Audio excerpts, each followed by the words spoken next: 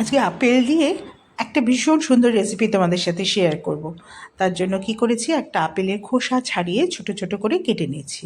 তা আমার বাড়িতে কিছু আপেল ছিল, তা কয়েকটা কেটে দেখছি না এখানটা না ভেতরটা একদম লাল লাল হয়ে গেছে।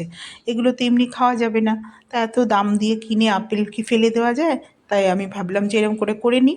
তা এর মধ্যে আমি 2-3 চামচ চিনি দিয়ে দেবো।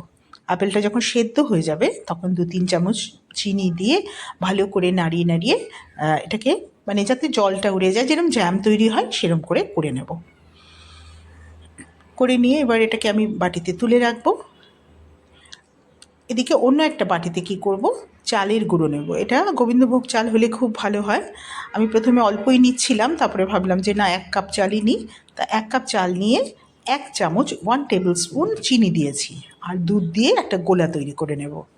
এই চালের গুঁড়োটা না, গোবিন্দভোগ চালের গুঁড়ো আমি রামকৃষ্ণ মিশন থেকে কিনেছিলাম। ওদের জিনিসগুলো, মশলা, তারপর চালের গুঁড়ো, এগুলো এত ভালো হয়, খুব ভালো হয়। ঘিটাও বেশ ভালো। আচ্ছা, এবার এদিকে কী করব, মানে প্যানের মধ্যে মাখন দিয়ে দেবো খানিকটা। দিয়ে এবার এই গোলাটা দিয়ে দেবো।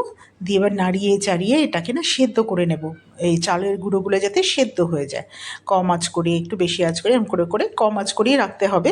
তাও নয়তো তাড়াতাড়ি করে দুধটা শুকিয়ে যাবে, চালটা সেদ্ধ হবে না। তো এরকম নাড়িয়ে নাড়িয়ে বেশ সুন্দর একটা ডো তৈরি হয়ে যাবে। এবার ওই ডোটা না মানে মাখন দিয়েছি তো সুন্দরভাবে উঠে আসবে। যখন এটা হয়ে যাবে তখন দেখবি সুন্দরভাবে কড়া থেকে ছেড়ে আসবে। তো এরকম করে তৈরি করে নেব। এবার এটাকে কী করব, নামিয়ে নিয়ে না খুব ভালো করে মেখে নেব। নামিয়ে নিয়ে যে একটু ঠান্ডা হয়ে যাবে তখন এটাকে করতে হবে, কারণ গরম গরম মাখাও যাবে না, করাও যাবে না। একটু ঠান্ডা হয়ে এলে তখন এটাকে মেখে নেব খুব ভালো করে। আর এদিকে একটা ফ্রেশ আপেল নিয়ে খোসা টোসা কিছু ছাড়াবো না, সেটাকে ছোট ছোট করে খুব পাতলা পাতলা করে কেটে নেব। কেটে নিয়ে এবার কি করব,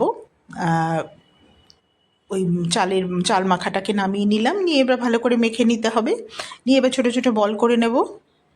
বল করে নিয়ে এবার এগুলোকে লুচির মতো করে ওখানে বড় করে নিয়ে এবার যে জ্যামটা তৈরি করেছিলাম সেই জ্যামটা দেব। আর তার উপরে ফ্রেশ যে আপেলগুলো কেটে রেখেছিলাম সেটার কয়েকটা দিয়ে দেবো। দিয়ে এবার গোল করে মুড়িয়ে নেব। ব্যাস তৈরি হয়ে গেল। এটা এত সুন্দর খেতে হয়। তোমরা দেখবে পিঠের চাল দেখবে কিরকম একটু যেন শক্ত শক্ত লাগে, মানে নারকোল পুর বা কোনো পুর ছাড়া শুধু চালটা কিন্তু পিঠেতে দেখবে অত টেস্টি হয় না। কিন্তু এটা এত সুন্দর খেতে হয়, মানে পুরটা না থাকলেও এটা খেতে ভালো লাগছে চালটা, মানে ভীষণ ভালো লাগে খেতে। আর এই যে ভেতরে যে আমি পুরটা দিলাম আপেল দিয়ে, এটা কিন্তু যে কোনো ফল দিয়ে করতে পারো তোমরা। পাইনঅ্যাপল, স্ট্রবেরি, যে কোনো কিছু, এমনকি চকলেট দিয়েও করতে পারো।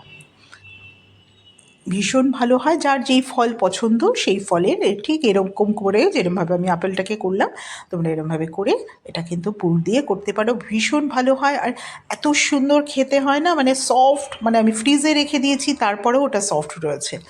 আর দেখেছো ভেতরের পুরটা সুন্দর বেরিয়ে আসবে, মানে অসাধারণ খেতে হয়। হয়তো মাখনটা দেওয়াতেই এটা এত টেস্টি হয়, ভীষণ সুন্দর খেতে হয়। তোমরা একবার অবশ্যই করে দেখো। আর এখন তো শীতের দিন, নানান রকম পিঠে তো করবেই, চালের গুঁড়োও আসবে বাড়িতে, কাজেই অনায়াসে করে নিতে পারবে।